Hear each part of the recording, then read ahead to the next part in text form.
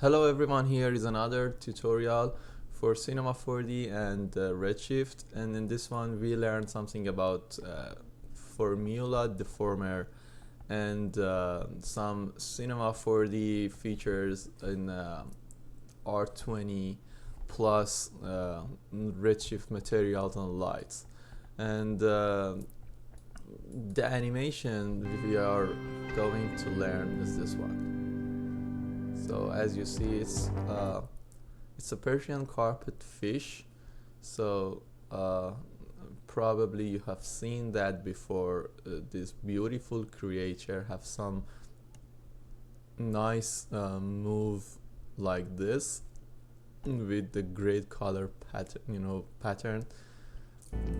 So let's see how we can approach this look and feel in Cinema4d. All right. I start with one disk. Let me rescale it a little bit. Okay, so if I add more division, by default it's set to 4 and 36. I'm gonna change it to 16 and let's say 150. Okay, go to the deformers and find the formula, select and make it as a child to the disk. As you make it as a child in Cinema4d, all deformers, once you make them as child to the object, they start to affect on the object. So this formula effector has a center. You see, this is the center of the area. It affects on the shape, and it has different type of formula. If you select and go to the object menu, in effect there is Y radial. If I change it to X radial, you see it will start to affect on the X axis. So if I play that, see what happened. If I change it to Z, spherical.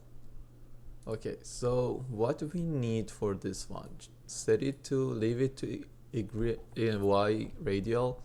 And now the only thing you need, because you see this is the center of the effector, so you need to change the center. If I move it, put it somewhere around here, now it start to work like this. This is what I need. But if you look carefully to those type of fish I just mentioned, they have a structure inside. So like, let's say like their bone, but you have to make some fall off, make sure that this effector doesn't affect in the center. So to do that, you can easily select your formula, go to fall off, and then create a solid. By creating a solid, nothing happened because you just say, okay, it's effect on everything like what it was before. But now you can create something like, let's say, capsule. And then if I bring this and change this to, let's say, clip, change this to, let's say, subtract, you see it start to affect just on those area that it's not there. So we can set it to, let's say, clip, for example, and then select the capsule field, go to remap. In remapping I want to invert it, and I can rotate. If you press shift, you can rotate a step.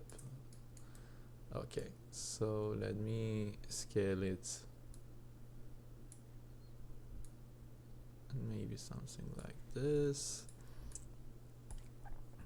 As you see, we see these harsh edges. To avoid having these harsh edges, you can easily select your field and tweak this. You see, make sure you don't have this harsh edge. So maybe this goes to something like that, and in contour mode I'm gonna change this to curve mode. Now you have this pretty smooth result. So maybe a little more All right, perfect. So now I have this movement.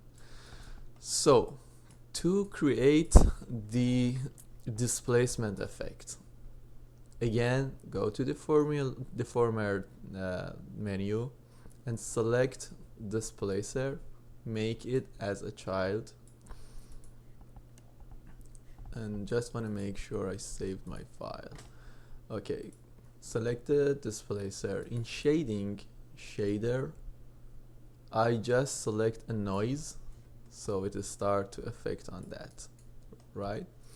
All right, so it sounds good, it sounds perfect that it's affecting on that, but here is some issues. As you see, because we already have this wireframe, you see that it affects weird because at center we have a lot of meshes. So to avoid that, one thing we can do is select the displacer, go to the fall off, and you can select this capsule. I'm gonna rotate 90 degree and then just reverse it. So now we have the effect just on the outside. All right, perfect. So to get a better result, so you see this polygony effects, select this Find tab and change this to some higher number.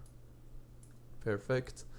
And now let's add more displacement height, let's say 20 or 30. And you can also add more division. If I select this and add more division, you see it shows different results. You can also play with the noise type, which is here. Go to the shading, this is the noise you just assigned. So you can change this to different type of noises. So look at this. If I play with these numbers, we get different results. Or you can change the scale, you can change the space, you know, or change the type of noise even. If I change it, you see I get different results. So I change it to, let's say, this place Ronai, and then you can add the cycle effects, or even change the octaves to 20 to get more effect. So to see the result better, you can create a subdivision surface and assign this to subdivision surface. As you see, it will start to show you the better result.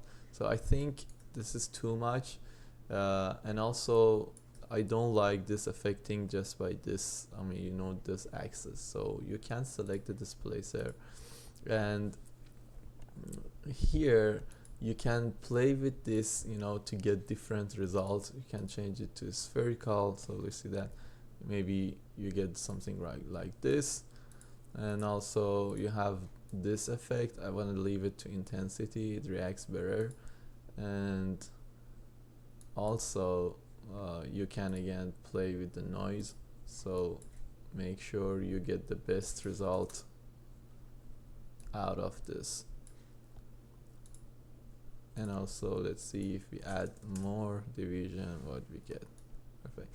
Before I made a noise, so sometimes, you know, you really need to play with that, but let me get back to the one before I made. So this is the one before I made. So just want to make sure what I made for the noise. So this is the noise I made. As you see, it's set to noise, texture, and the global scale set to 50, and this is 0, 100, and that's it, right?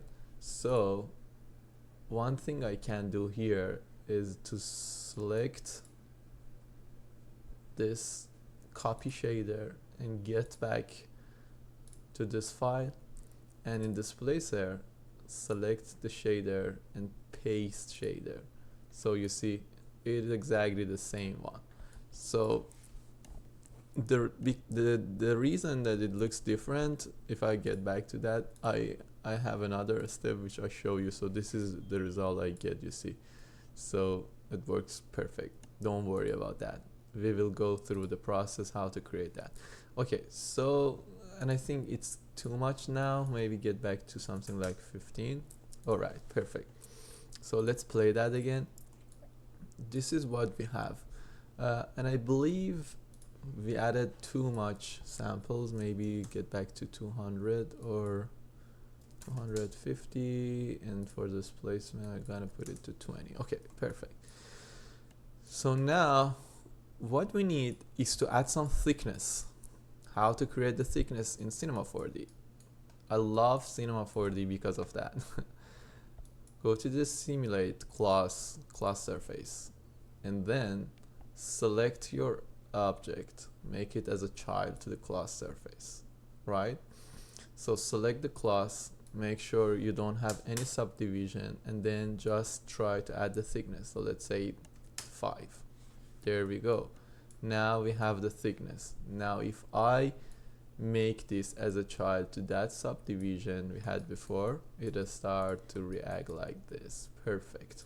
We have the thickness, we have the displacement, and everything we wanted before. So let's see if I add one subdivision, what happened.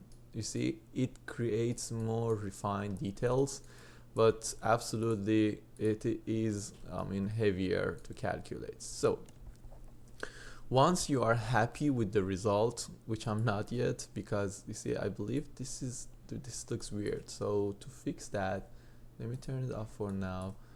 To fix that, maybe I just select this and make it a little bigger.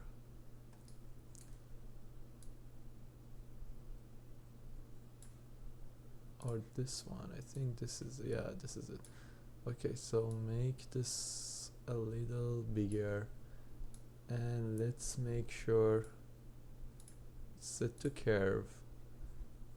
And yeah, it shouldn't be exactly like this. 100% flat surface.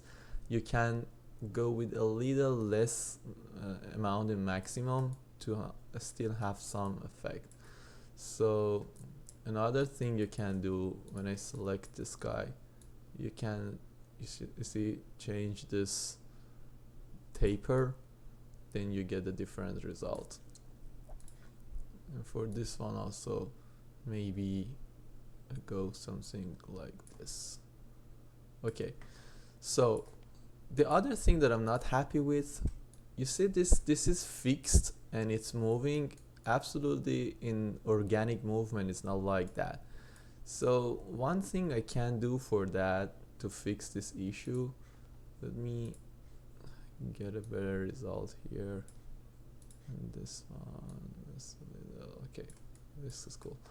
So I would love to shift whole displacement or shift whole move just a little upper, but just for those areas we have formula effector. So to create that, I create just one simple displacer, assign this displacer to the disk, and in shading I choose a color this time. So if I choose the color and let's say set it to black, by turning on and off, see what's happening? Just shift the whole object toward up. So if I just assign a fall off now, see what happened.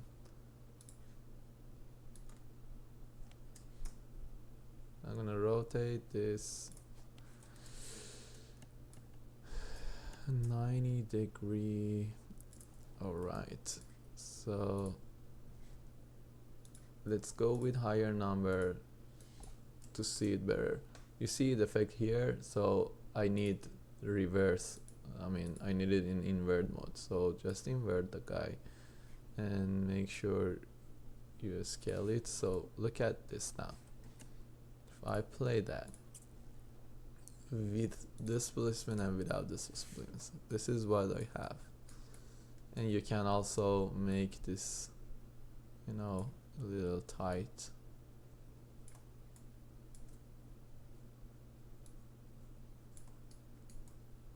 Okay, perfect. So this is what I have now. You can play with that, you know, to make sure you get a different result. So if I turn it off, you see this is what I have. Turn it on. So maybe I just change it a little bit to have some effects on the on the center part as well. So make sure I save it. So you see I can change this opacity. This is more organic now just by changing. You see this little move, nice move. If I have it on 100%, when it's completely fixed, it looks weird. So if I just go with just some little numbers like this, you have this nice beautiful move. This is more organic, more natural. Okay, so once I'm happy with the result, this is what I love for one of the new features in R20. You can easily, so let me enable this. You can easily select the whole, the top guy and right click, bake as Alembic. Just leave it to calculate the whole process, and once it's done, you will see you have all animations baked in one file, which is pretty light. It's not heavy, and also if you play in viewport, you will always get the same result because there is no more dynamics, there is no more effectors, anything, you know, the procedure. So because you don't have anything procedural, you have just vertex moves. So this is why you always get the same result. So once it's done, we start to work on the material and lights. The main focus in this tutorial is creating this cool animation just by using a simple way of formula deformers and fall offs. I really wanted to make sure that you understood fall off. Of course, if there is any questions, just comment below the video. I will absolutely answer you. But the second reason of this tutorial is learning Redshift materials, especially for one of the great nodes called Curvature. So let's see how we can extract all these details we have right now more and more. So absolutely we have the geometry with these details, but now what I need to extract these details and enhance them with material, and one way to enhance these textures and details is using a curvature. So let's see how we can make that. 94, it's almost done. Okay, perfect. Now as you see, I have this Alembic file, so I can save my file. I can make incremental save, and then you can hide this, or also you can even delete the whole thing. So I can just delete this, and then look at this. You see, it's really easy now to play with in the viewport, and every time that I play that, it's exactly the same result. So this is what we have now. Alright, of course, because we have a lot of vertices and polygons, this is a little heavier than what I was thinking, but there are a lot of ways that you can optimize your animations, but it's fine. Okay, so let's jump onto the material. So first of all, let me make sure I'm in the standard.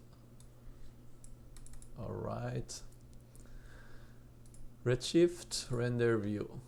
Okay, this is my test before, but let's see how we approach this. If I render,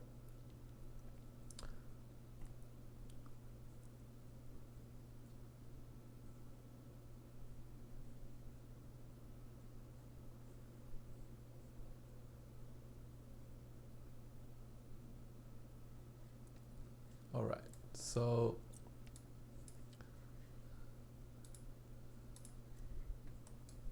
again, as you see, there are a lot of vertices here. Okay. You know what? I think this is too much. Maybe we can go with less vertices than this. And let me just quickly jump on my previous file. So if I go to this file, which I had before, all right. So let me delete this and let's turn off or turn on, make sure lower subdivision. So I needed those details. So how about this?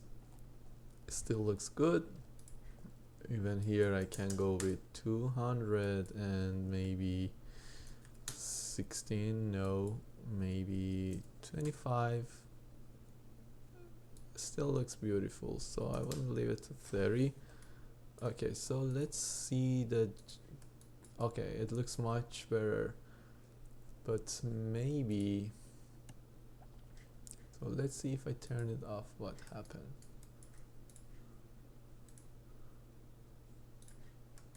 You know, it's really good and beneficial to have the, scene really light and not heavy. So why not? And then, yeah, I'm gonna turn it off because I love these smooth details, but here in this segments, I would go with lower numbers, maybe 180. Okay.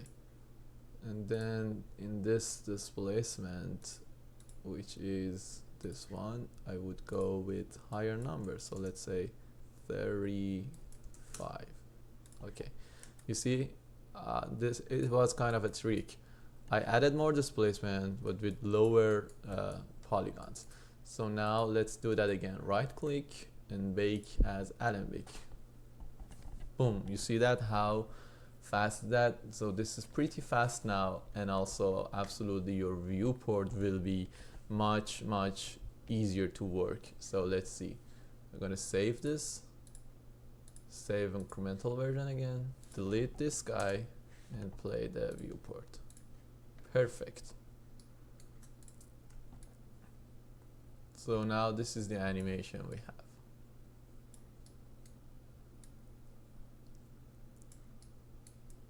All right, this is beautiful. You know, imagine that you just create a simple move. Let's say I have it here, keyframe, and here I just add it like this, make this rotation, and set up this beautiful camera. So look at that. Nice. This is very beautiful.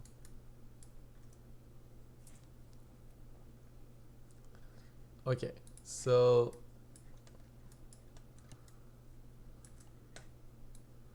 let's jump on the material and lighting section. All right. And for now, I would love to delete the animation I just made. Delete this keyframe, delete this keyframe, and get back to this view. Okay.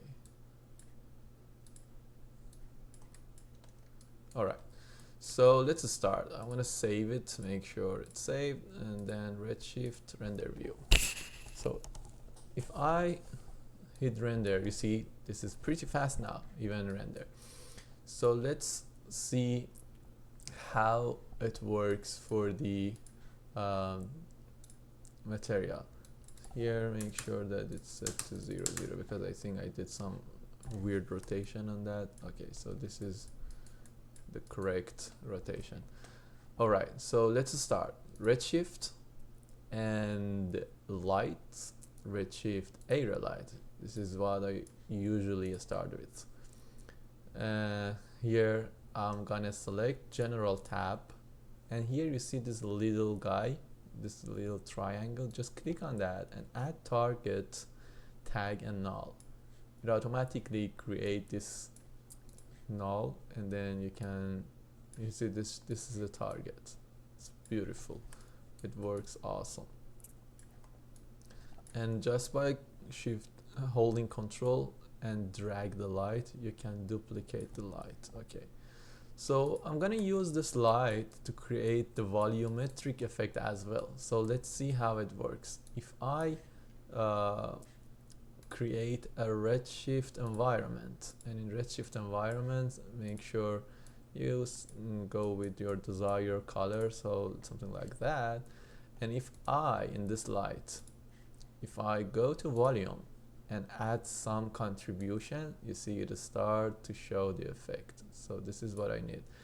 To have a focused effect, you can go to a spread and have less spread, but make sure you have less intensity as well, because you see the intensity goes higher. So let's create quickly a Redshift material, assign the material. This is the material. Okay, double click on that, open up the graph editor, and here is the trick. So create a curvature. This is the curvature. Create a ramp, type ramp, and then ramp. Okay, I assign the curvature to the ramp input, and then assign the ramp input to the diffuse for now. So let's say diffuse. You see immediately it start to create this effect because we already have the curvature affecting on the ramp. So if I go to the presets and select different ramps, you see it gives me different results. Okay, so I would like to go with this one for now, and if I play this, you see this maximum, it gives you a different result. Okay, so let's select the material again.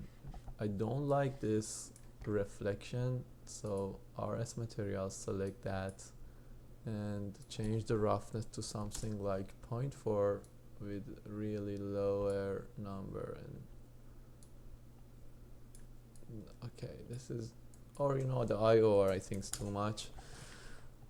Alright, so from now on you just need to play with the material to make sure you get the nice cool effect. So for example, this backlighting effect, I can add some color to it and then have, you don't see the result. Why? Because we don't have GI. So make sure go to the render setting, shift to Redshift, and then in GI tab add some GI.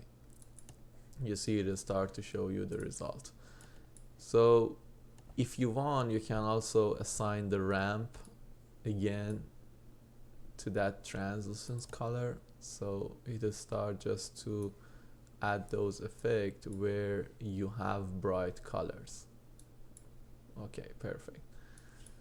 And so once you are happy with the result, the reason I assigned it to the diffuse because I wanted to see the result real quick.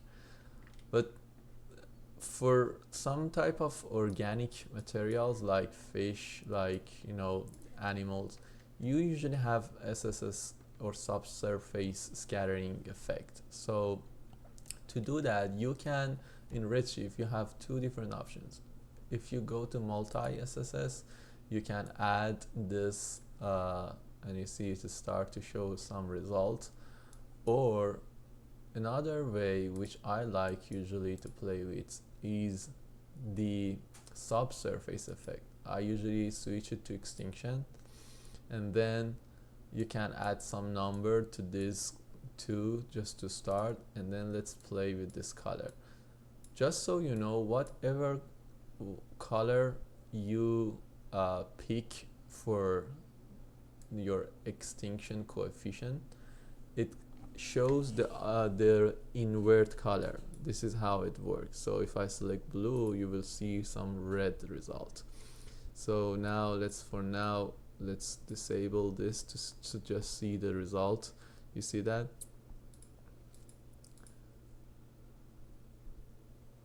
And also this one I can add some red. Okay, so this is the result. As you see, it start to show some SSS type of material. You can also add some refraction. It shows like this, but for now I would like to play with this extinction number, maybe some lower number. Let's see if I assign the ramp to the coefficient to the extinction, what happens. So let's find SS extinction coefficient. Okay, so you see it shows the opposite result. You can play with your ramp, and if I go with different colors,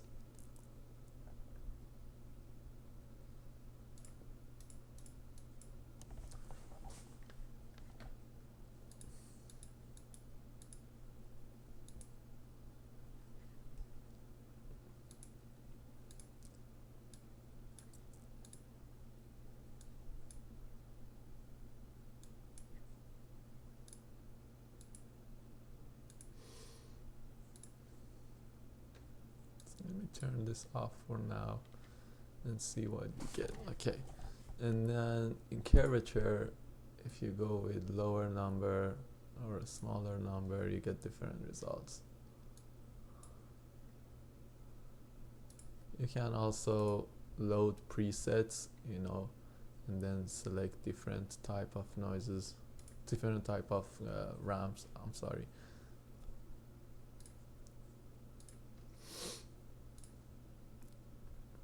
So let's say something like that, and if I select this, if I go with higher number, it's kind of different result, but I like it. Alright, so let's add some diffuse now. Okay, so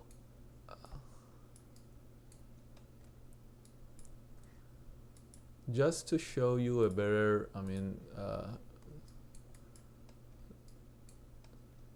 better result of the effect.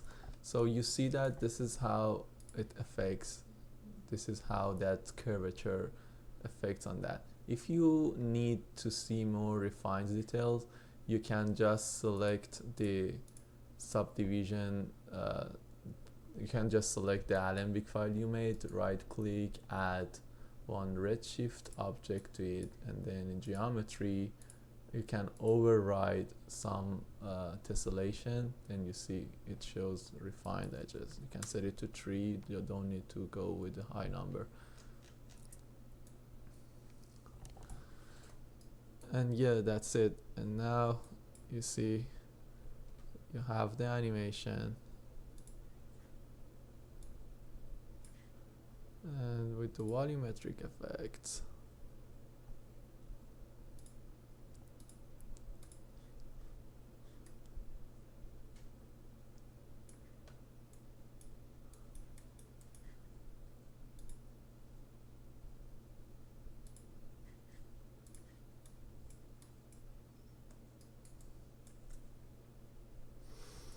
yeah, this is it. So for the one I made before, this one, if you see, there are some cool, so it's not realistic absolutely, but there are some cool spheres on top of that, which it depends again on your artistic vision. So for example, for this one, what you can do, let me disable textures here. Okay, so what you can do, you can just select MoGraph cloner, create spheres, and then make it as a child, select the cloner, set the mode to object, and then assign this guy as the object. So it start to clone those spheres on top of that.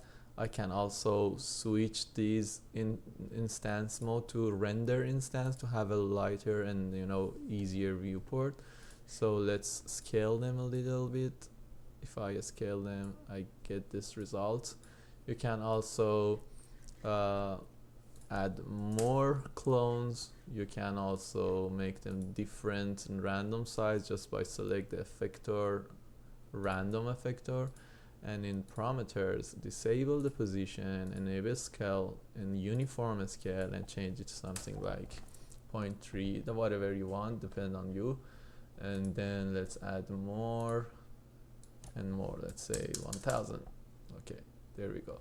Now we see it start to duplicate these guys. So to avoid these intersections, you have different options. For example, if you go to the cloner, you can select the effector set push apart.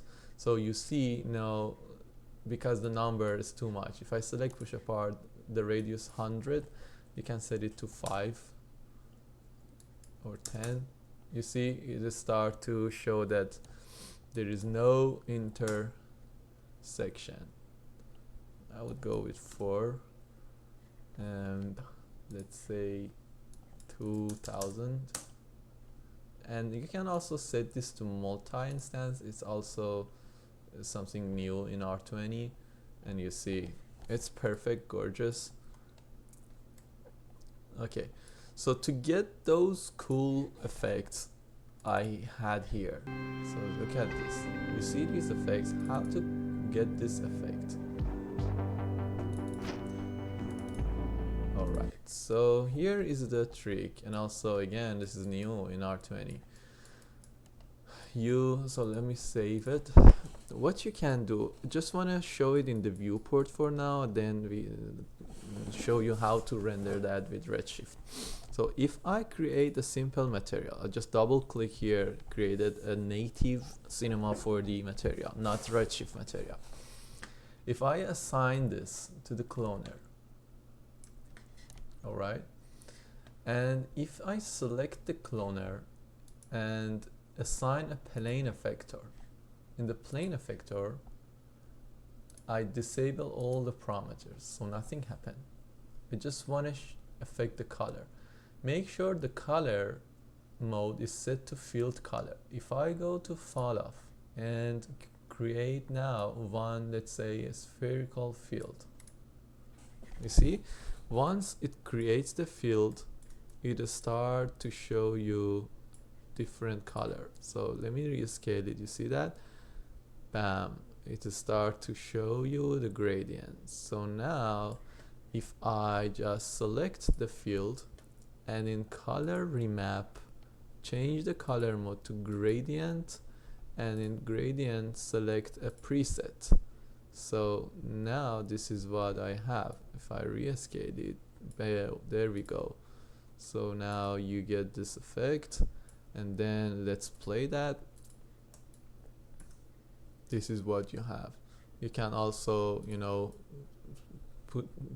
have a keyframe and then just keyframe it. You see, make it smaller and bigger. This is what I did for this animation.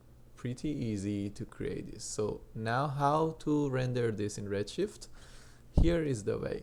So if I open up Redshift render view, and if I hit render, so see what we have. We don't have those effects. So how to get that effect in Redshift? Just create a Redshift material, assign the Redshift material to the cloner. Oops, assign the Redshift to the cloner. Okay, so double click on that. That's the only node you need. If you type user color data, this node helps you to get that result. Assign this to the diffuse or whatever channel you want. It would be exactly like the previous things. Usually I assign it to diffuse color to see the result. Once you assign that, it turns to black because nothing has assigned for the attribute name. In the attribute name, just select the MoGraph color. Now you see the result. There we go.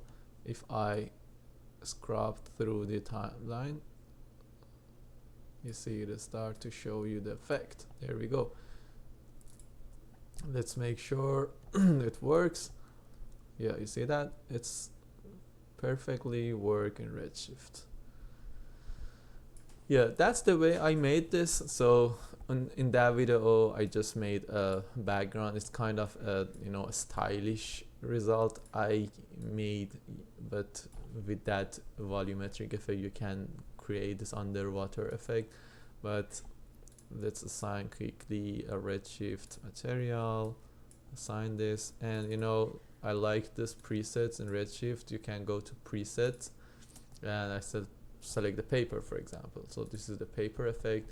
You can also, to get rid of these harsh shadows, you can also create a dome light, and with this dome light you can make it a little lower, so you can create this effect.